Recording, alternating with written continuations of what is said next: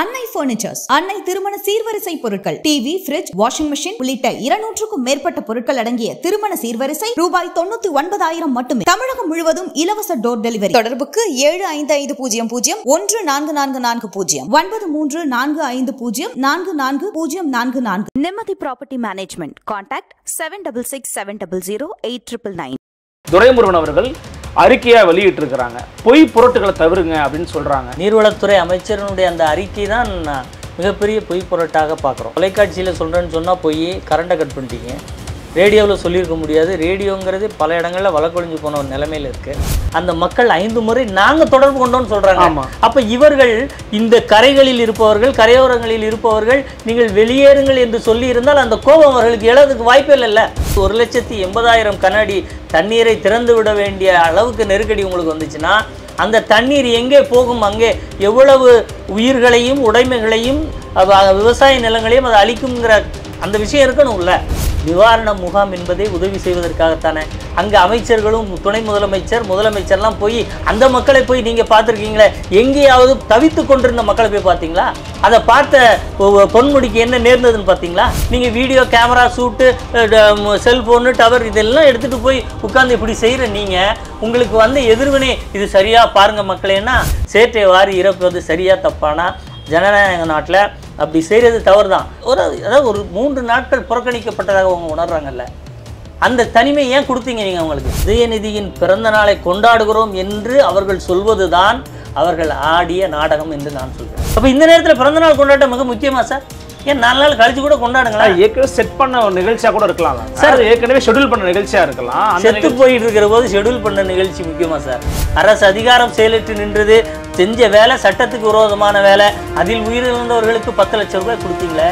தூங்கி கொண்டிருந்த குழந்தைகள் இறந்திருக்கிறார்களே, 5 லட்சம் ரூபான்னு மனசாட்சி இல்லாமல் சொல்கிறீங்களா சார்? அதுலேயும் இன்னும் உனக்கு கெட்டுப்போன சோறை கொடுக்குறாங்கன்னு அவங்க சொல்கிறாங்க sir.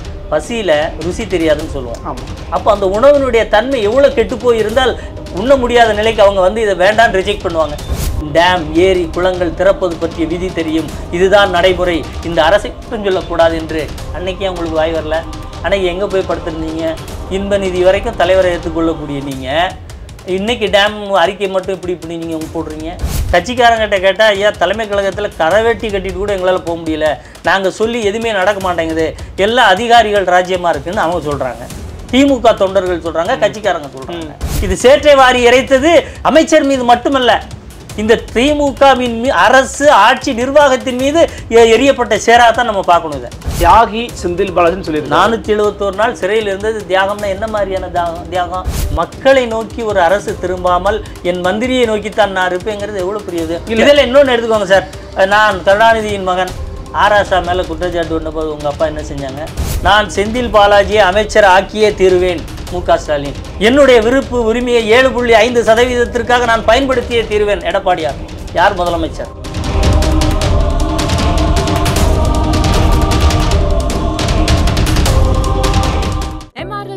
Nature's Enclave, Coastal Heaven theme-based resort villa plots, ECR. மாதம் 10,000 வரை assured rental income. Lifetime free stay at resort. 30க்கும் மேற்பட்ட வசதிகளுடன். Call 9962888888. Fourth Estate தமிழ் நேயர்களுக்கு அருள்மொழிவர்மனின் அன்பார்ந்த வணக்கங்கள். இது உங்கள் Fourth Estate தமிழ் வழங்கும் பெருதனும் பெருதுக நிகழ்ச்சி. இன்று நம்ம இணைந்திருக்கிறார் அஇஅதிமுகவிலிருந்து செய்தி தொடர்பாளர் வழக்கறிஞர் மரியாதைக்குரிய அதிவீர ராமபாண்டியன் அவர்கள். வணக்கம். வணக்கம். எப்படி இருக்கீங்க? நலம். தமிழ்நாட்டினுடைய அரசியல் கிளம்பும் பரபரப்பாக போயிட்டு இருக்கு. நேற்றிலிருந்து களத்திலும் யுத்தக தலைவர் இருந்ததை வந்து பார்க்க முடிஞ்சது எடப்பாடி பழனிசாமி. ஆனால் அவர்கள் சார்பாக கொடுத்த ஒரு அறிக்கை ரொம்ப காட்டமாக இருந்துச்சு. நான் பார்க்குறேன் பாட்டாளி மக்கள் கட்சி அறிக்கை, அதே போல் உங்களுடைய அறிக்கை அப்படிங்கிறது ஒரு பேசப்படும் பொருளாக மாறி இருக்கிறது. ஃபெஞ்சால் புயலை சரியாக கையாளலை, சரியான நேரத்தில் நீங்கள் வந்து அறிவிப்புகளை கொடுக்கல அப்படிங்கிறீங்க. 5 முறை அறிவிப்புகளை மீண்டும் மீண்டும் வெள்ள அபாயத்துக்காக கொடுத்துருக்குறோம் அப்படின்னு நீர்வளத்துறை அமைச்சர் மரியாதைக்குரிய துரைமுருகன் அவர்கள் அறிக்கையாக வெளியிட்டிருக்கிறாங்க. பொய் புரட்டுகளை தவிருங்க அப்படின்னு சொல்கிறாங்க. எப்படி பார்க்குறீங்க இந்த விஷயத்தை? அதாவது நீர்வளத்துறை அமைச்சரனுடைய அந்த அறிக்கை தான் மிகப்பெரிய பொய் புரட்டாக பார்க்குறோம். ஏன்னா 5 முறை நீங்கள் மக்களுக்கு அலர்ட் செய்தீங்க அப்படின்னு சொன்னீங்கன்னா என்னென்ன முறைகளில் மக்களுக்கு நாங்கள் இதை தெரிவித்தோம் அப்படின்னு சொல்லணும்ல. எங்கேயாவது இந்தந்த அடிப்படையில் நீங்கள் தொலைக்காட்சியில் சொல்கிறேன்னு சொன்னால் போய் கரண்டை கட் பண்ணிட்டீங்க. ரேடியோவில் சொல்லியிருக்க முடியாது. ரேடியோங்கிறது பல இடங்களில் வழக்கொழிஞ்சு போன ஒரு நிலைமையில் இருக்குது.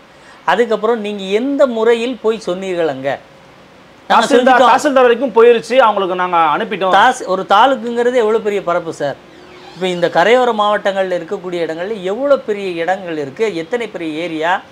இன்னும் சொல்லப்போனால் அந்த மக்களுடைய மிகப்பெரிய குற்றச்சாட்டு என்ன, தொடர்ந்து 5 முறை இவர்கள் கூறிய தகவல் மையத்திற்கு தொடர்பு கொண்டோம், இதோ வருகிறோம் அதோ வருகிறோம் என்று சொன்னார்களே ஒழிய ஒருத்தர் கூட எட்டி பார்க்கவில்லை என்பதுதான் அவர்களுடைய முதல் கட்ட கோரிக்கை. அது அந்த கோபத்தினுடைய உச்சம் என்னென்னா, அந்த மக்களுடைய கோபத்தினுடைய உச்சம் என்னென்னா, 5 முறை தொடர்பு கொண்டும் நாங்கள் இப்படி இன்னலில் இருக்கிறோம் என்பதை தெரிந்து கொண்டும் அதிகாரிகளை அனுப்ப முடியாத ஒரு அரசாகத்தான் இந்த அரசு இருந்திருக்கு. அப்போ நீங்கள் இந்த விஷயத்தில் எடுத்துக்கோங்க, அந்த மக்கள் 5 முறை நாங்கள் தொடர்பு கொண்டோம்னு சொல்கிறாங்க. அப்போ இவர்கள் இந்த கரைகளில் இருப்பவர்கள், கரையோரங்களில் இருப்பவர்கள் நீங்கள் வெளியேறுங்கள் என்று சொல்லி இருந்தால் அந்த கோபம் அவர்களுக்கு எழறதுக்கு வாய்ப்பே இல்லைல்ல. நம்ம நாங்கள் சொன்னோம்ல, நீங்கள் ஏன் அங்கே இருந்தீங்கன்னு இவங்க கேட்கலாமே. அப்போது இவர்கள் 5 முறை அவர்களுக்குள்ளாகவே சொல்லி கொண்டார்கள், இந்த மாதிரி இருக்குது. துரைமுருகனுக்கு வேண்டுமென்றால் 5 முறை சொல்லியிருக்கலாம். ஆனால் பாதிக்கப்படக்கூடிய அந்த வெள்ள அபாயத்தை எதிர்நோக்கி இருந்த எந்த மக்களுக்காவது இந்த செய்தி போய் சேர்ந்துச்சா? அப்படி சேர்ந்ததாக எந்த முறையில் நாங்கள் தெரிவித்தோம்னு எங்கேயாவது இருக்கா?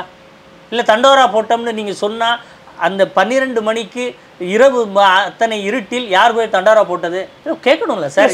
முக்கியமான விஷயம். பல முறை தமிழ்நாட்டை ஆண்ட ஒரு கட்சி அதிமுக, அதிகமான முறை ஆண்ட கட்சி அதிமுக. நீங்களே சொல்லுங்க, இப்படி ஒரு எதிர்பார்க்காத ஒரு இயற்கை பேரிடர் வரும்போது ஒரு அரசால என்ன பண்ணிட முடியும் நீங்க நம்புறீங்கன்னு சார்? அதாவது இந்த மழை, இந்த புயல் சற்று வித்தியாசமாக இருக்கிறது.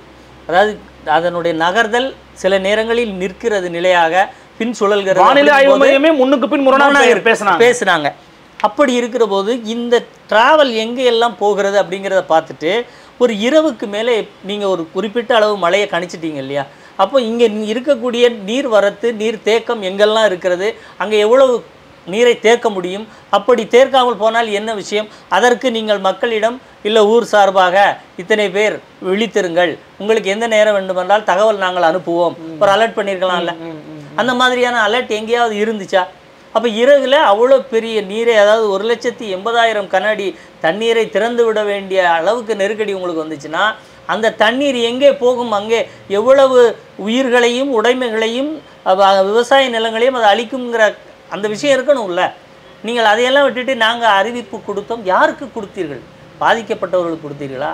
இப்போ திமுக சார்பில் ஒன்று சொல்கிறாங்க பாருங்கள், நாங்கள் மழைநீர் பாதிக்கப்பட்ட இடத்தை பார்வையிட்டோம்னு சொல்கிறாங்க செய்தியில் மிக தெளிவாக. அதுக்கப்புறம் பாதுகாப்பாக இருப்பவர்களுக்கு மீண்டும் அவர்களுக்கு அங்கே போய் உதயநிதி ஸ்டாலின் முதலமைச்சர்லாம் போய் எங்கே மழைக்கு முன்னதாகவே அழைத்து வரப்பட்ட மக்களை வைத்திருக்கிற நிவாரண முகாமில் சென்று மக்களை பார்த்து அவர்களுக்கு உதவி செய்ததாக சொல்லுகிறார்கள். நிவாரண முகாம் என்பதை உதவி செய்வதற்காகத்தானே.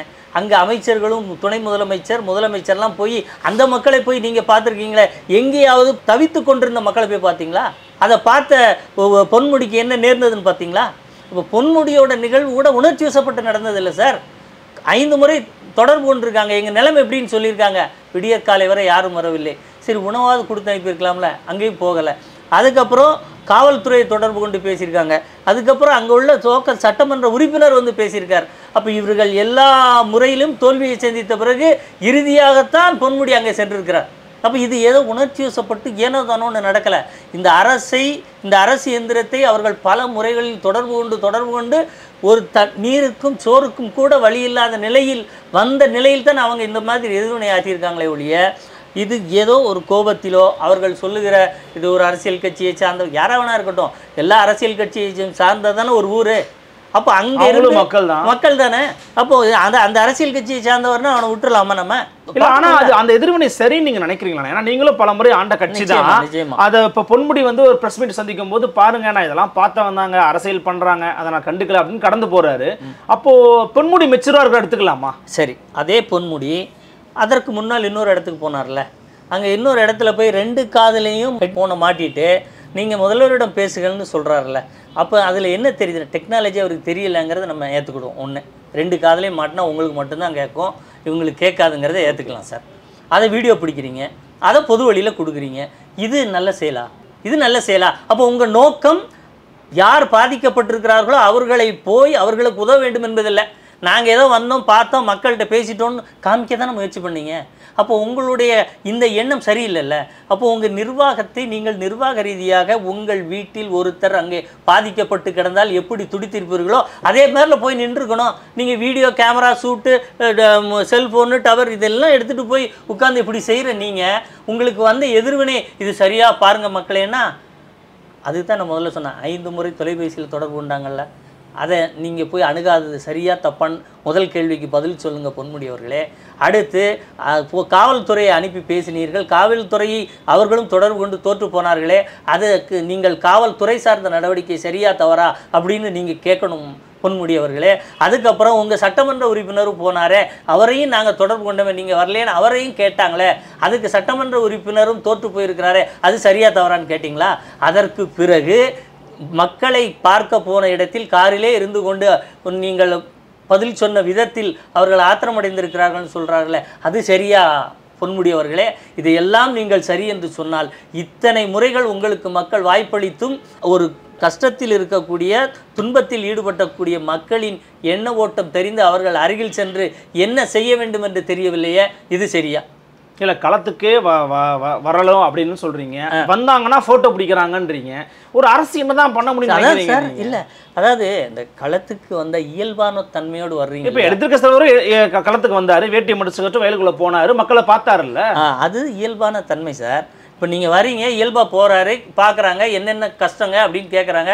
ஏன் அதே பகுதியில் அதிமுகவுடைய மாவட்ட செயலாளர் போய் கேட்குறாரு, எங்களுக்கு அரிசி மட்டும் போதும்னு சொல்கிறாங்க. இல்லைங்க, அரிசி மட்டும் எப்படிங்க வச்சு சாப்பிட முடியும், காய்கறி என்னென்ன வேணும், ஒரு நாளைக்கு இல்லைங்க, தண்ணி நிற்கிறத பார்த்தா வடியாது, 2 நாளைக்கு வாங்கிக்கோங்க அப்படின்னு சொல்லுகிற போது அந்த மக்கள் அவர்கிட்ட சரியாக தானே பேசுகிறாங்க.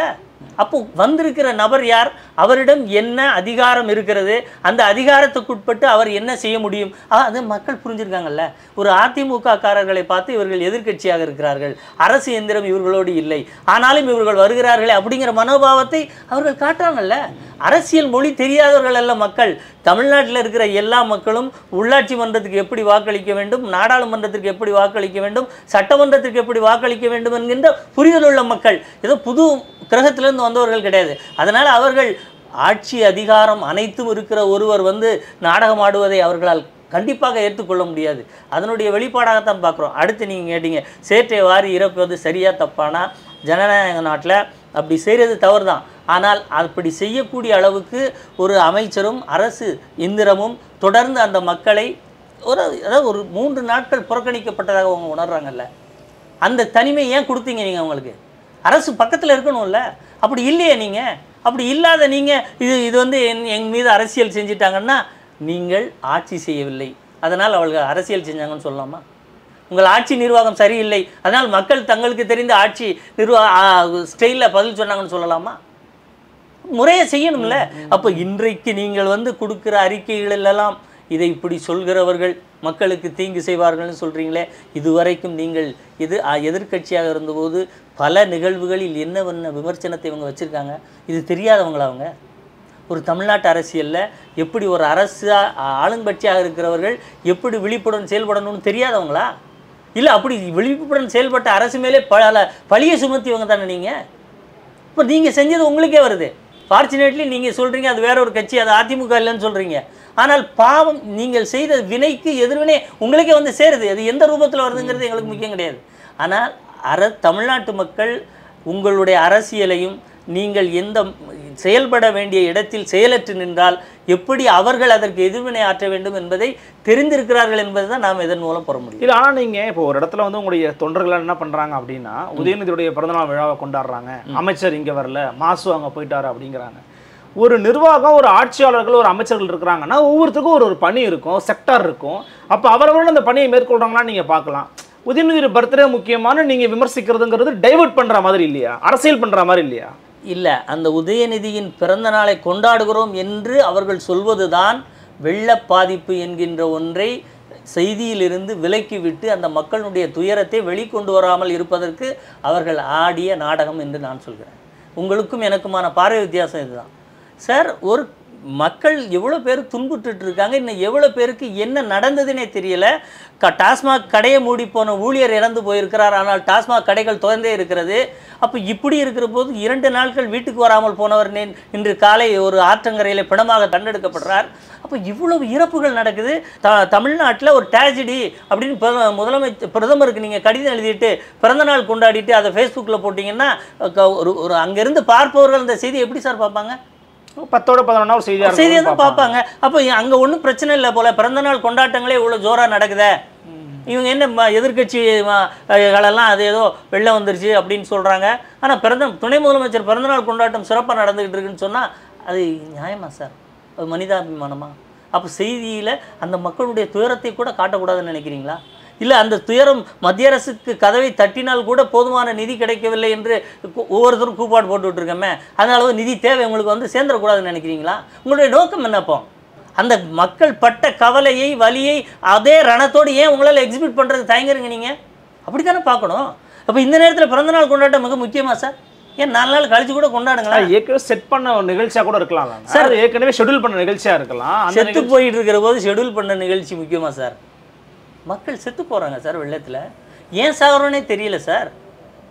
தண்ணி அடித்து கள்ளக்குறிச்சி பகுதியில் கள்ளச்சாராயம் குடித்து இறந்தவர்களுக்கு 10 லட்சம் ரூபாய் நீங்கள் கொடுத்தீங்க. அரசும் செயலற்றது, அரசு அதிகாரம் செயலற்று நின்றது, செஞ்ச வேலை சட்டத்துக்கு விரோதமான வேலை, அதில் உயிரிழந்தவர்களுக்கு 10 லட்சம் ரூபாய் கொடுத்தீங்களே. தூங்கி கொண்டிருந்த குழந்தைகள் இறந்துருக்கிறார்களே, 5 லட்சம் ரூபான்னு மனசாட்சி இல்லாமல் சொல்கிறீங்களா சார்? எவ்வளோ பெரிய அவங்களுக்கு தெரியுமா? இல்லை நீங்கள் அவளை அந்த அளவுக்கு அலர்ட் பண்ணியிருக்கீங்களா? எதுவுமே இல்லை. அப்போ இவ்வளவும் செஞ்சுட்டு நீங்கள் வந்து இது மாதிரி பிறந்தநாள் கொண்டாடுகிறோம், நாங்கள் வந்து எல்லா வேலையும் சிறப்பாக செய்கிறோம், பொறுப்பு அமைச்சர்களை நியமிச்சிருக்கிறோம். என்ன சார் நடந்தது? இந்த அமைச்சர்களெல்லாம் என்ன நடந்தது? ஒரு மக்களை அவர் இந்த செய்தி போய் அலர்ட் பண்ண முடியலையே. எவ்வளோ கிராமங்கள் அந்த இடத்துல அழிவை நோக்கி சந்திச்சிருக்கு. அதுலேயும் இன்னும் கெட்டு போன சோறை கொடுக்குறாங்கன்னு அவங்க சொல்கிறாங்க சார். பசியில் ருசி தெரியாதுன்னு சொல்லுவோம். ஆமாம். அப்போ அந்த உணவினுடைய தன்மை எவ்வளோ கெட்டு போய் இருந்தால் உண்ண முடியாத நிலைக்கு அவங்க வந்து இதை வேண்டான்னு ரிஜெக்ட் பண்ணுவாங்க. விழுப்புரம் ஹைவேல வந்து மக்கள் வந்து அந்த டோட்டலாக டிராஃபிக்கை ஜாம் பண்ணி போராட்டம் பண்ணிக்கிட்டு இருக்காங்க. பசிக்குது, எங்களுக்கு எதுவும் உணவு கிடைக்கலன்னு போராட்டம் பண்ணுறாங்க. இல்லை அதான் அந்த நேரத்தில் கெட்ட உணவுன்னு அவங்க உணவு சற்று மோசமாக இருந்தால் கூட பசியில் எடுத்து நேரத்தில் அது தெரியாது. ஆனால் எவ்வளோ மோசமாக இருந்தால் அது அவங்க வேண்டாம், பசியில் கூட இருந்துடும் அப்படின்னு சொல்லக்கூடிய நிலைமை வந்துச்சுன்னா இது நீங்கள் என்ன மாதிரியான முன்னேற்பாடு செஞ்சுருக்கீங்க? இல்லை இன்னொரு விஷயத்த கூடுதலாக சொல்கிறாங்க. இந்த சாத்தனூர் அணையை திறந்ததில் வந்து பார்த்தீங்கன்னா, திறக்காம விட்டுருந்தோம் அப்படின்னா அணை உடைஞ்சு 7 TMC தண்ணியும் ஊருக்குள்ளே புகுந்து மிகப்பெரிய உயிர் சேதம் ஏற்பட்டிருக்கும். நம்ம இப்போ வந்து தப்பிச்சிருக்கிறோம். அதற்கே வந்து நம்முடைய அரசு தான், கழக அரசு தான் காரணம். இதை செம்பரம்பாக்கம் ஏரி நடுவில் திறந்து விட்டவங்க பேசலாமா அப்படின்னு அதிமுகவை வந்து மிக கடுமையாக குற்றச்சாட்டு முன்வைக்கிறாங்க திமுகவினர். இது எப்படி பார்க்குறீங்க? இது நீர்வளத்துறை அமைச்சர் இந்த அறிக்கையில் சொல்லியிருக்காருல்ல, ஒரு ஏரியை திறந்து விடுவதற்கு அசிஸ்டன்ட் இன்ஜினியர் முடிவெடுக்கணும். ஆமாம். ஒரு டேம் மாதிரியான விஷயத்தை இன்ஜினியர் முடிவெடுக்கணும்னு சொல்கிறாங்க. பொறியாளர்கள் தான் முடிவெடுக்கணும். ஆமாம். அப்படி முடிவெடுத்து தானே உங்களுக்கும் தகவல் சொன்னாங்கன்னு சொன்னீங்க. அப்போ இந்த தகவலை அன்றைக்கு அங்கே இருந்தவர்கள் அது மாதிரி தானே பரிமாறியிருக்காங்க. அன்னைக்கு இதே மாதிரி இரவில் நடு இரவில் மழைப்பொழிவு அதிகமாக இருந்ததுன்னு தானே திறந்து விட்டுருக்காங்க. இதே இவர் சொன்ன பதிலை ஃபுல்லாக அப்படி இந்த இன்சிடெண்ட்டுக்கு பொருத்தி பார்த்து வெறும் வெட்ட வழிகள் நிறைந்த அந்த 3 மாவட்டத்தினுடைய நிலப்பரப்பு நீர் வடிந்து செல்வதற்கு எவ்வளோ வாய்ப்பாக இருக்கும், வெறும் கட்டிடங்களாக இருக்கின்ற இந்த இடத்துக்குள் இருக்கிற ஒரு ஏரி உடைந்திருந்தால் என்ன எதிர்விளைவு ஏற்பட்டிருக்கும். இது ரெண்டையும் கருத்தில் கொள்ளாமல் நீங்கள் என்னெல்லாம் பேசுனீங்க சார்? அப்போ இவ்வளோ அயோக்கியத்தனம் நீங்கள் பண்ணியிருக்கீங்கல்ல. எதிர்கட்சியாக இருந்தால் என்ன வேணாலும் பேசுவீங்களா? இது நியாயமான நடைமுறையா சார்? சென்னைக்குள்ளே அதாவது அந்த ஏரிக்கும் இங்கே கடற்கரையை வந்து அடைவதற்குமான தூரம் மிக குறைவு சார். நீங்கள் அங்கே அந்த ஏரியை திறந்து விட்டு எங்கே வரைக்கும் இருக்குது சார்? அலர்ட் பண்ண உங்களால் முடியாதா? எத்தனை அதிகாரிகள் அதற்குள்ளே வர்றாங்க, அத்தனை அதிகாரிகளை வைத்து அந்த 3 மாவட்டத்திலும் ஏன் உங்களால் அலர்ட் பண்ண முடியல? ஏன் சிறந்த ஒரு அந்த மக்களை அங்கேருந்து அப்புறப்படுத்த முடியல? இது எவ்வளோ பெரிய வாய்ப்பு சார். அங்கே இமீடியட்டாக அது வரப்போகிறதில்ல. ஆனால் அவ்வளவு கொடூரமான அவ்வளவு வாய்ப்புகள் இருந்த இடத்துல நீங்கள் செய்த குற்றம் மிகப்பெரிய அளவில் இருக்குது. உங்கள் அரசு செயலற்று நின்றுருக்கு. அதை மறைப்பதற்காக நீங்கள் திமுகவினுடைய குணமே என்னென்னா, இந்த நிகழ்வில் என்ன நடந்தது என்று கேட்டால் அந்த வருடம் என்ன நடந்தது என்று பதில் சொல்வார்கள் சார். இப்போது கள்ளக்குறிச்சியில் எத்தனை பேர் இறந்துட்டாங்களே கள்ளச்சாராயம் மருந்தி அப்படின்னா, இதற்கு முன்னாள் தமிழகத்தில் இல்லையா அப்படிம்பாங்க. அதிமுக ஆட்சியில் இல்லையா? 10 வருடம் இல்லையே அப்படின்னு கேட்டோம்னா உங்கள் அமைச்சர்கள் தானே சர்டிஃபிகேட் கொடுத்தாங்க, கடந்த 12 ஆண்டு காலமாக கள்ளச்சார இறப்பே இல்லைன்னு கொடுத்துருக்காங்களே, அப்போ அந்த கல்ச்சரை அதிமுக கொண்டு வந்திருக்க கஷ்டப்பட்டு, அதை ஏன் உங்களை கேரி ஃபார்வர்டு பண்ண முடியலன்னா நீங்கள் கொண்டு வந்தால் நாங்கள் மறுபடியும் பின்னோக்கி தான் கொண்டு விடுவோம். இதே மாதிரி தானே இந்த விஷயம் சார். அதாவது கடலுக்கு அருகில் சென்னைக்குள்ள மழை, ஏற்கனவே சென்னையில் பெய்த மழையின் அளவு 36,000 கன அடி நகருக்குள்ளே சுற்றிக்கிட்டு இருக்கு. அப்போது பெய்த மழை அந்த டேம் உடைஞ்சிருந்தா சென்னைக்குள்ளே எவ்வளோ பேர் இறந்துருப்பாங்க? மிகப்பெரிய ஒரு இஷ்யூ ஆயிருக்கும். அப்போ அன்றைக்கு மக்களை, அதிகப்படியான மக்களை காத்தது யாரு? அன்றைக்கு நீங்கள் வச்ச குற்றச்சாட்டு என்னன்னா சார், அதெல்லாம் பற்றி பேசலாமா நீங்கள்? இன்னைக்கு வந்து இவ்வளோ விளக்க உரை போடுறீங்கல்ல, இவ்வளோ தெளிவான அறிக்கை விடணும்னு தோணுதில்ல. இந்த அறிக்கையை நான் பல ஆண்டுகள் நீர்வளத்துறை அமைச்சராக இருந்தேன், டேம் ஏரி குளங்கள் திறப்பது பற்றிய விதி தெரியும், இதுதான் நடைமுறை, இந்த அரசை சொல்லக்கூடாது என்று அன்னைக்கே உங்களுக்கு வாய் வரல? அன்னைக்கு எங்கே போய் படுத்திருந்தீங்க? இன்ப நிதி வரைக்கும் தலைவரை ஏற்றுக்கொள்ளக்கூடிய நீங்கள் இன்றைக்கி டேம் அறிக்கை மட்டும் இப்படி நீங்கள் போடுறீங்க. அப்போ உங்கள் அறிக்கையில் உண்மை இருக்கா? அதாவது மிக தெளிவானது. எப்படி எதிர்க்கட்சி தலைவர், அதாவது அதிமுக ஆட்சி காலத்தில் மக்கள் தூங்காமல் இருந்தார்கள்னு சொன்னார் பாருங்கள் இப்போ முதலமைச்சர். அதை விட ஒரு மிகப்பெரிய உண்மையான விஷயம் என்னென்னா, அதிமுக ஆட்சி காலத்தில் மக்கள் தூங்கிக்கிட்டு இருந்தாங்க, ஆனால் உங்கள் ஆட்சி காலத்தில் நீங்களே தூங்க முடியலைன்னு உங்கள் கட்சிக்காரங்க கிட்ட சொன்னது நீங்கள் தான். ஒரு முதலமைச்சரே தூங்க முடியாமல் தவிக்கிற ஒரு நாட்டில் எப்படி சார் நல்ல நிர்வாகம் கிடைக்கும்? நீங்கள் எப்படி அடுத்த கட்சியை சொல்கிறீங்க? உங்கள் கட்சிக்காரர்கள் கூட்டத்தில் போயிட்டு இவ்வளோ சொல்லக்கூடிய அளவில் உங்களுடைய ஆட்சி நிர்வாகம் அதை விட மோசமாக இருக்குது. கட்சிக்காரங்கிட்ட கேட்டால், ஐயா தலைமை கழகத்தில் கரவேட்டி கட்டிட்டு கூட எங்களால் போக முடியல, நாங்கள் சொல்லி எதுவுமே நடக்க மாட்டேங்குது, எல்லா அதிகாரிகள் ராஜ்யமாக இருக்குதுன்னு அவங்க சொல்கிறாங்க. திமுக தொண்டர்கள் சொல்கிறாங்க, கட்சிக்காரங்க சொல்கிறாங்க.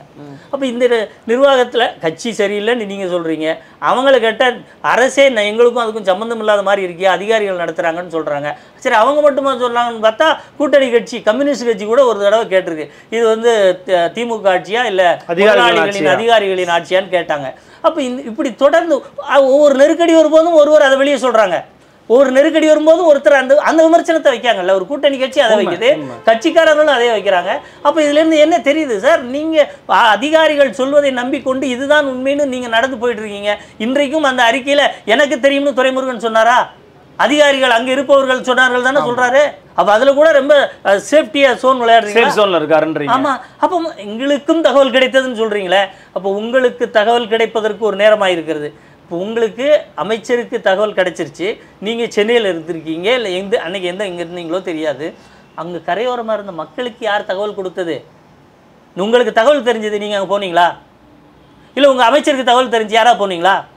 அப்போ அதில் இன்னொரு பாயிண்ட், வேலிட் பாயிண்ட் என்னென்னா, உங்களுக்கு தண்ணி திறக்கும் போதே தகவல் தெரிஞ்சிருச்சு, நீங்கள் ஏன் அவங்க ஃபோன் பண்ணி 5 தடவை கால் பண்ணி பேசியிருக்காங்க, போகலை, அமைச்சர் போகலை, எம்எல்ஏ போகலை, 3 நாள் கழிச்சு ஏன் போனீங்க? அப்போ சேற்றை வாரி இறைக்காம வேறு என்ன செய்வாங்க? இது சேற்றை வாரி இறைத்தது அமைச்சர் மீது மட்டுமல்ல, இந்த திமுகவின் அரசு ஆட்சி நிர்வாகத்தின் மீது எரியப்பட்ட சேராக தான் நம்ம பார்க்கணும். இதை உங்களுக்கு தகவல் தெரிஞ்சிருச்சுல, ஒட்டுமொத்த அமைச்சரையும் அங்கங்கே பக்கத்தில் போட்டு குடில் போட்டு உட்காந்துருக்க வேண்டியது தானே? நைட்டோட நைட்டா இங்கேருந்து கிளம்பி போயிருக்க வேண்டியது தானே? அங்கே ஏதாவது ஒரு அலாரம், ஏன் எல்லாரும் வரீங்க? இந்த மாதிரி அலர்ட்டு போயிருக்கும்ல, செய்தி 4 பேர் காப்பாற்றிருக்கலாம், அவங்களுடைய இதை வெளியே எடுத்துகிட்டு வந்திருக்கலாமே. அப்படி எதுவுமே செய்யலையே சார். ஃபோர்ஸ் அங்கே போயிருக்கணும்ன்றீங்க முக்கியமாக. இல்லை, அதுக்கு தானே அமைச்சர், அதுக்கு தானே உங்களுக்கு தகவல் கொடுத்தாங்க. இப்போ பொறியாளர் வந்து எதுக்கு உங்களுக்கு தகவல் கொடுத்தாங்க?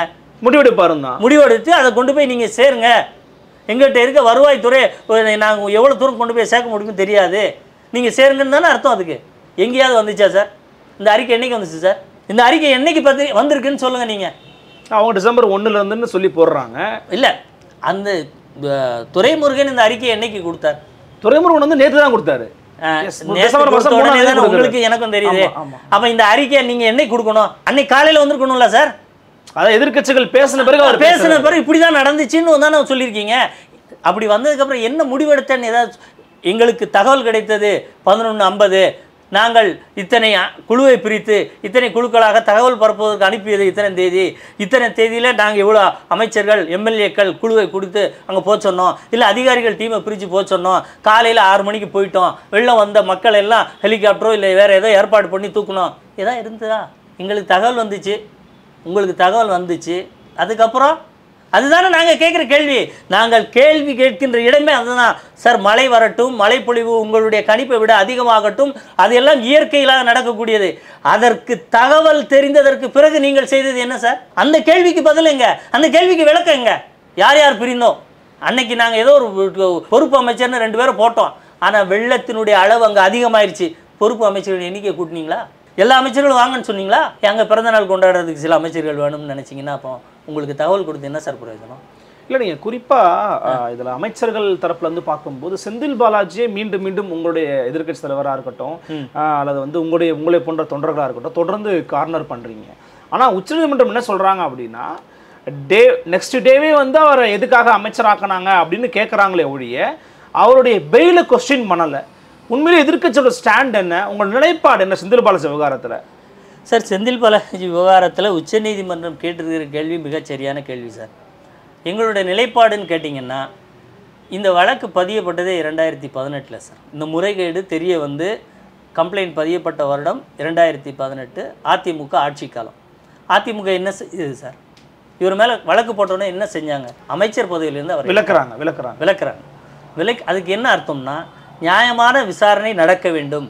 அதிமுக ஆட்சி நடக்குது, இவர் மேலே ஏதாவது வந்தால் எங்களுக்கு தான் கெட்ட பேர், அதனால் இதை மூடி மறைக்கலையே, மூடு மந்திரம் போடலையே, உங்களை கட்சியில் விட்டு தூக்கிட்டு போய் விசாரணை எதிர்கொண்டு வாடான்னு தானே சொல்லி அனுப்புனாங்க அம்மா. அதே நிலையை தானே எடப்பாடியாரும் தொடர்ந்து செஞ்சார். அமைச்சரவையில் சேர்க்கலையே அவரை. கட்சி பிரிஞ்சு இருந்தது, அவரை எதிரணியில் போய் சேர்ந்தார். வாங்க பாலாஜி, உங்களுக்கு பழைய மினிஸ்ட்ரி கொடுப்போம்னு சொன்னாரா? இல்லையே. அப்போது குற்றம் சாட்டப்பட்ட நபர் அதில் முழு விசாரணைக்கும் எந்த அமைச்சர் ரீதியான அதிகாரத்திற்கும் அப்பாற்பட்டு நின்று அதை எதிர்கொண்டு வர வேண்டும் என்பது அதிமுகவினுடைய கொள்கை, குறிக்கோள், நடைமுறை. ஆனால் திமுக என்ன செஞ்சது? இந்த 2018-19 இதே ஸ்டாலின் இங்கே ஒரு அமைச்சர் இருக்கிறார், அவர் இந்த மாதிரிலாம் கண்டக்டருக்கு இவ்வளோ வாங்கினார், டிரைவருக்கு இவ்வளோ வாங்கினார், கடத்தல் பண்ணுறது அவருடைய தம்பி இப்படிலாம் சொன்னார்ல. மறுபடியும் ஆட்சிக்கு வந்தார், அமைச்சராகிட்டார்ல. தியாகி செந்தில் பாலாஜின்னு சொல்லியிருக்காரு. 471 நாள் சிறையில் இருந்தது தியாகம்னா என்ன மாதிரியான தியாகம்? என்ன குற்றச்சாட்டு அவர் மீது? நீங்கள் சொன்னது தானே. அது எப்படி மாறுச்சு? இந்த குற்றச்சாட்டு தியாகமா மாறுறது காரணம் என்ன? 471 நாள் அவர் சித்திரவதை பண்ணியிருக்கிறாங்க. உங்களை வந்து கட்சி மாற சொல்லியிருப்பாங்க, உங்களை நெருக்கடி கொடுத்துருப்பாங்க, பிஜேபியும் இடியும் உங்களை வந்து மன ரீதியாக பாதிப்பாடு செஞ்சிருப்பாங்க. அதையெல்லாம் மீறி திமுக கழகத்தில் தான் இருப்போம் நம்ம அப்படின்னு நீங்க உணர்வோடு இருக்கிறீங்கன்னா நீங்க தியாகி தானே அப்படின்னு முதலமைச்சர் சொல்றாரு. அப்போ யார் வந்து எப்படி இருந்தாலோ ஒரு கட்சியிலே இருந்துட்டா போதுமா? அவர் மீது சாட்டப்பட்டிருக்கிற குற்றச்சாட்டு பற்றிலாம் உங்களுக்கு கவலை இல்லை. அது எப்படி வேணாலும் போட்டோம். அதுக்கு பணம் கொடுத்து ஏமாந்த மக்களுக்கு நீதி கிடைக்கணும்னு அவசியம் கிடையாது. உங்கள் கூட இருந்துட்டாரு, நம்ம கட்சி கூட இருந்துட்டாரு. முதல்ல அவங்கள வந்து இந்த கட்சியில் சேர சொன்னாங்க அப்படிங்கிற குற்றச்சாட்டை பகிரங்கமாக சொல்லிவிட்டு இதனால் இது தியாகம்னு சொல்லணுமா வேண்டாமா? எங்கேயாவது அது மாதிரி சொன்னாரா? அந்த மாதிரி எதுவும் சொல்லலை. அப்புறம் என்ன தியாகம்? தியாகம் மட்டும் எதாக இருந்தாலும் தெளிவாக சொல்லுங்கள் சார். எங்கள் கட்சிக்காரை தூக்கிட்டு போய் வச்சு அடி மிதிச்சாங்க, இல்லை ஓட்டு உடைச்சாங்க, சேரடான்னு சொன்னாங்க, இன்னெந்த அதிகாரி சொன்னாங்க, வெளியே சொல்லுங்கள். அதை விட்டுட்டு தியாகம்னா எல்லாம் கிடைச்ச வார்த்தையில் தூக்கி போட்டுக்கலாம். தியாகம்னு ஒரு வார்த்தை சும்மா உள்ள கூட சேர்த்துக்கிறதா சார்? தியாகம் தமிழ்நாட்டில் உங்கள் ஆட்சி தானே நடக்குது. உங்கள் நிலப்பரப்புக்குள்ளே உங்கள் எம்எல்ஏ மீது ஒரு குற்றச்சாட்டு இருக்குது, நீங்கள் அதை போய் எதிர்கொண்டு வாங்க பாலாஜின்னு ஏன் சொல்ல முடியல? உங்களுக்கு திராணி இல்லை. அப்போ நாம் என்ன நினைக்க வேண்டியிருக்கு? இப்போ நீங்கள் சொன்ன மாதிரி ஒரு யூகத்திலே போவோமே, இல்லை அவருக்கு நெருக்கடி கொடுத்துருக்காங்க, இவ்வளோ நாள் உள்ளே வச்சுருக்காங்க, வெளியே வந்துட்டார், வெளியே வந்தவர் அமைச்சரவைக்குள்ளே தூக்கி போட்டு நம்ம பாதுகாக்கலைன்னா வேறு ஏதோ செஞ்சு நம்ம கட்சியை பலகீனப்படுத்திடுவோன்னு பயப்படுறீங்களா? இல்லை, அது ஒரு பிரஸ்டீஜ் இஷ்யூவா ஒரு அரசு பார்க்கலாம்ல. நாம ஆக்கின அமைச்சர் யாரா வந்து இந்த மாதிரி பண்ண முடியும்? நாம திருப்பி அமைச்சர் ஆக்குவோம்பா, அப்படி ஒரு பிரஸ்டீஜ் இஷ்யூவா ஒரு அரசு பார்க்கலாம்ல. இதுதான் வந்து பாசிசம், எதோச்சதிகாரம்னு சொல்கிறேன். இப்போது இவர் மீது யார் கம்ப்ளைண்ட் கொடுத்துருக்கா? பணம் கொடுத்து ஏமாந்த மக்கள் கம்ப்ளைண்ட் கொடுத்துருக்காங்க. ஆமாம். தன் நாட்டில் மக்கள் பாதிக்கப்படுவதை வந்து பிரஸ்டீஜ் இஷ்யூவாக நினைக்காம அதை காலால் தள்ளி விட்டுட்டு எங்கள் அமைச்சரவையில் இருக்கிறவர் என்ன வேணால் செய்வார், அவரை நாங்கள் அமைச்சராக்கியிருக்கோம். ஒருவேளை அமெரிக்காவில் இருக்க வேண்டியவங்கன்னு நினைக்கிறேன். நம்ம ஜோ பைடன் மாதிரி ஏதாவது அதிகாரம் இருந்துச்சுன்னா அமைச்சர் செந்தில் பாலாஜியை நாங்கள் வந்து எல்லா குற்றச்சாட்டிலும் இருந்து விடுவிக்கிறோம்னு சொன்னாலும் சொல்லுவாங்க போல தெரியுது சார். இது ரொம்ப கேலியான விஷயம் சார். இது மக்களை நோக்கி ஒரு அரசு திரும்பாமல் என் மந்திரியை நோக்கித்தான் நான் இருப்பேங்கிறது எவ்வளோ பெரியது. இதில் இன்னொன்று எடுத்துக்கோங்க சார். நான் கருணாநிதியின் மகன் ஆராசா மேலே குற்றச்சாட்டு வந்தபோது உங்கள் அப்பா என்ன செஞ்சாங்க? உங்கள் சகோதரி கனிமொழியும் அதில் குற்றச்சாட்டில் இருந்தாங்களே. அமைச்சராக வச்சுக்கிட்டேவா விசாரித்தாங்க? ஆராஜா பதவி எடுத்தாங்கல்ல, ஏன் உங்களுக்கு கருணாநிதியின் மகனா ஏன் நீங்கள் மாற மாட்டேங்கிறீங்க? அந்த அளவுக்கு கூட நீங்கள் மாற மாட்டீங்களா? நீங்கள் சொல்றது கரெக்டு தான். ஆனால் ஒரு முதலமைச்சருக்கு என்ன அதிகாரம் இருக்குன்னு அதிபர் ராமனுக்கு தெரியும். அவருடைய ப்ரெரோகேட்டிவ் தான் ஒருத்தரை அமைச்சர் ஆக்குவதா, அமைச்சர் ஆக்கக்கூடாது. ஆளுநருக்கு கூட அந்த அதிகாரம் இல்லை, நீதிமன்றத்துக்கு கூட அது அதிகாரம் கிடையாது. ஒரு முதலமைச்சருடைய தனிப்பட்ட விருப்ப உரிமையில் நீங்கள் தலையிடுவதா மாறாத இது? சூப்பர், நல்ல கேள்வி சார். உங்களுடைய விருப்பும் உரிமையையும் நீங்கள் எதற்காக பயன்படுத்துகிறீர்கள்?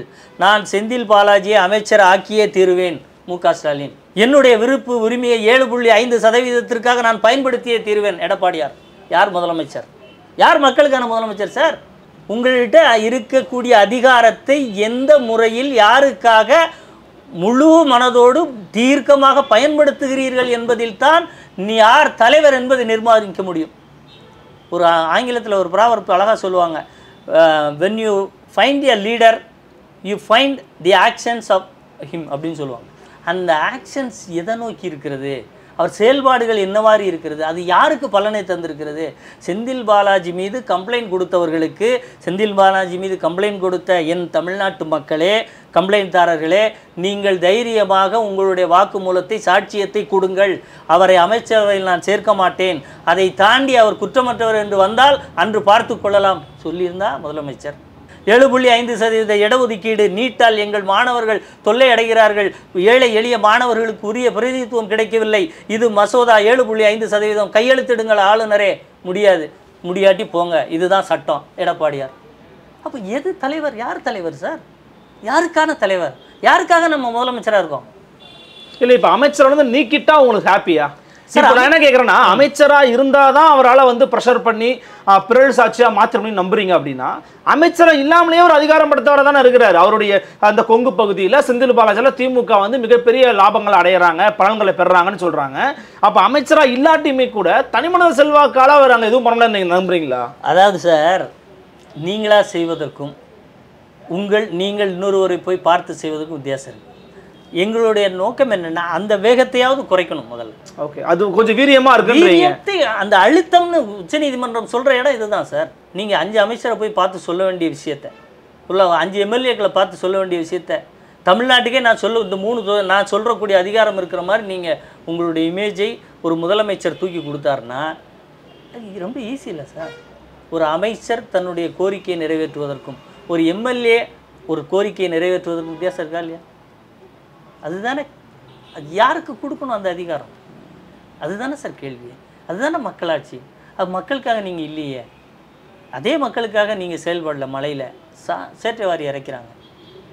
அதே நீங்கள் இப்படி ஏனோதானோ என்று செய்கின்ற எல்லாவும் அரசியலில் ஒரு மிகப்பெரிய மாற்றத்தை கொண்டு வரும் அப்படிங்கிறது தான் யதார்த்தமான ஒன்று. நிச்சயமா. நிறைவாக ஒரு கேள்வி, திமுகவோட அலையன்ஸ் ரொம்ப இன்டாக்டா இருக்குன்னு பார்க்குறாங்க 2026க்கு. அதிலிருந்து எதுவும் பிளவுகள் வருமா அப்படின்னு எதிர்க்கட்சிகள் எல்லாரும் எதிர்பார்த்துக்கிட்டு இருக்காங்க.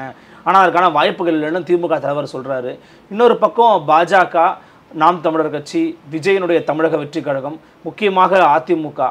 ஸோ அதிமுக வந்து ஒரு நல்ல அலையன்ஸை ஃபார்ம் பண்ணிட்டாங்கன்னா 2026 கணக்குகள் மாறலாம்னு அரசியல் நோக்கர்கள் கருதுறாங்க. கூட்டணி வியூகம் எப்படி போய்கிட்டு இருக்கு? என்ன மாதிரி பிளான்ல இருக்கிறீங்க? ஏதாவது சொல்ல முடியுமா? நிச்சயமா. அதாவது பிளான் என்ன அப்படிங்கிறது, அதிமுக தன்னுடைய இயல்பான தன்மையோடு தேர்தலை எதிர்கொள்வதற்கு, இந்த வியூகங்களை கட்டமைப்பதற்கு அனைத்து பணிகளையும் பொதுச் செயலாளர் மிகச்சரியாக செய்து கொண்டிருக்கிறார். இப்போ நீங்கள் சொல்லும்போது, எல்லாரும் சொல்லும்போது ஒரு விஷயம் சொல்கிறாங்க, அதிலே ஒரு இயல்பான விஷயம் வெளிப்படுது இந்த கேள்விக்குள்ளே. திமுக தன் கூட்டணிகளை உடைக்க முடியாது என்று நம்புகிறது. நீங்க சொல்லும்போது அதிமுக என்ன செய்கிறதுன்னு கேட்குறீங்க. ஆனால் திமுகவை சொல்லும்போது திமுக கூட்டணியை அப்படின்னு சொல்றீங்க. அப்போ அதிமுக என்பது ஒரு பலமான தனியான கட்சி, திமுக என்பது கூட்டணியோடு இருக்கிற ஒரு ஆட்சி பிடித்திருக்கிற கட்சி. இப்படிங்கிற டெஃபினேஷன் முதல்ல வெளியே வந்துருச்சு. அப்போ இதில் இன்னும் இது போன்று இவர்களுடைய நிர்வாக திறமையின்மையை, ஒருதலை சார்ந்த விஷயங்கள் வெளியே வரும்போது அந்த கூட்டணியில் இருப்பவர்கள் அவர்களோடு பயணித்தால், திமுக கூட்டணி என்கின்ற பெயரிலேயே கம்யூனிஸ்ட் கட்சியாக இருக்கட்டும், திருமாவளவனாக இருக்கட்டும், காங்கிரஸாக இருக்கட்டும், அந்த பொருண்மைக்குள்ளே போய் சிதைந்து போவதற்கு அவர்களுக்கு எவ்வளோ நாள் அதை தாங்க முடியும் அப்படிங்கிறது இருக்குல்ல sir. Truth will come in to சர்ஃபேஸ்ன்னு சொல்கிற மாதிரி இவங்களுடைய செயல் முழுவதும் அவங்கள அழுத்திக்கிட்டு தான் இருக்குது. அந்த அழுத்தத்தின் இதில் தான் ஒவ்வொரு முறையும் கம்யூனிஸ்ட் கட்சி ஒரு விமர்சனத்தை வைக்கிறது, காங்கிரஸ் ஒரு விமர்சனத்தை வைக்கிறது, திருமாவளவனும் ஒரு விமர்சனத்தை வைக்கிறார். அப்போ அங்கேயும் கோரிக்கைகள் எழுந்துருச்சுல்ல, நெகோசியேஷன் ஸ்டார்ட் ஆகிடுச்சு அங்கேயே. அப்போ இதையெல்லாம் அவங்களும் எல்லாத்தையும் சமாதானப்படுத்தினா தானே அந்த கூட்டணி இருக்குன்னு அர்த்தம். இப்போ நாளைக்கு யாராவது இந்த 3 பேர்லேருந்து அதிமுக கூட வர வாய்ப்பு இருக்குன்னு நீங்கள் சொல்கிறதா? தேர்தல் நெருங்க ஒரு ஆட்சி இவர்கள் ஆண்ட விதத்தை வைத்து, இவர்களுடைய உண்மையான எண்ணத்தை வைத்து கூட்டணி கட்சிகள் மாறும் என்பது இயல்பான விஷயம். தமிழ்நாடு எத்தனையோ முறை பார்த்துருக்கிறது. அதனால் தேர்தலுக்கு மிக அருகில் தான் தெரியும் யார் எந்த பக்கம் என்பது. 2026 இன்னைக்கு இருக்கிற கூட்டணிகளே மாறும்னு நீங்களுடைய கருத்து சொல்றீங்க. நிச்சயமா பொறுத்திருந்து பார்க்கணும். எங்களுக்காக கூட வருகை மிக்க நன்றி. மீண்டும் சந்திக்கலாம். வணக்கம்.